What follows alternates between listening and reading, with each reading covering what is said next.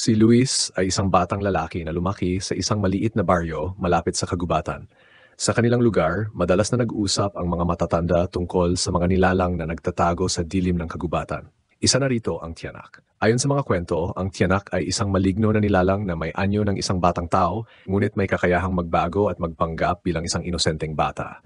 May mga pagkakataon, hinahanap nito ang mga naglalakad na mag-isa sa kagubatan at ginagamit ang anyo ng isang batang umiiyak upang magpatulong. Ngunit kapag napalapit ka na, ito ay magpapakita ng nitunang anyo, isang halimaw na may mga pang-il at mabagsik na katawan. Isang araw, nagpasya si Luis na maglakad-lakad sa kagubatan upang maghanap ng mga prutas. Hindi siya sanay maglakbay ng mag-isa, ngunit tinanggihan niya ang babala ng kanyang mga magulang na mag-ingat sa mga nilalang sa kagubatan. Puno siya ng kaba, ngunit pinili niyang magpatuloy, iniisip na walang mangyayari sa kanya. Habang siya ay naglalakad sa madilim na bahagi ng kagubatan, narinig niya ang isang mahina at malungkot na iyak ng isang bata. "Tulungan niyo po ako," sabi ng boses ng bata, at narinig niya itong mula sa isang madilim na kanto ng kagubatan. Nag-aalangan si Luis, ngunit dahil sa pagiging mabait at magiliw, nagpasya siyang sundan ng boses at tingnan kung paano niya matutulungan ang batang umiiyak. Habang papalapit siya, naging mas malakas ang iyak ng bata. Nang dumating siya sa isang clearing, nakita niyang isang batang lalaki na nakaupo sa tabi ng puno, umiiyak at parang nawawala.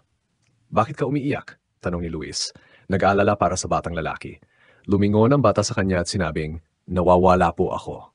Hindi ko po alam kung paano makakauwi." Mabilis na lumapit si Luis at naghandang mag-alok ng tulong. Ngunit bago pa man siya makapagsalita, ang bata ay biglang tumayo at nagbago ng anyo. Ang mukha ng bata ay naging malupit mabagsik. Ang mga mata nito ay kumikislap ng pula at ang katawan ay unti-unting naging isang nilalang na may malalaking pangil at matatalim na mga pangil. Si Luis ay natakot at nang malaman niyang ang batang kanyang tinulungan ay hindi tao, kundi isang tiyanak, tumakbo siya ng mabilis. Ang tiyanak ay sumunod, nangingiyak at humahabol sa kanya.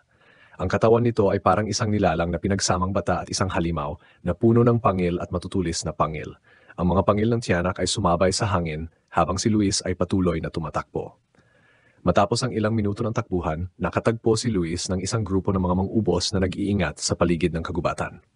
Nang makita nila ang takot ni Luis, agad nila itong tinulungan at pinalayas ang tiyanak gamit ang mga anting-anting at ritual ng kanilang mga ninuno.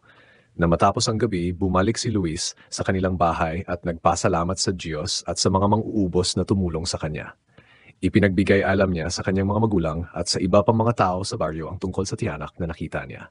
Mula noon, hindi na siya muling lumakad mag-isa sa kagubatan at palaging iniwasan ng mga tao sa kanilang baryo ang mga lugar na itinuturing nilang pinagmumulan ng tiyanak.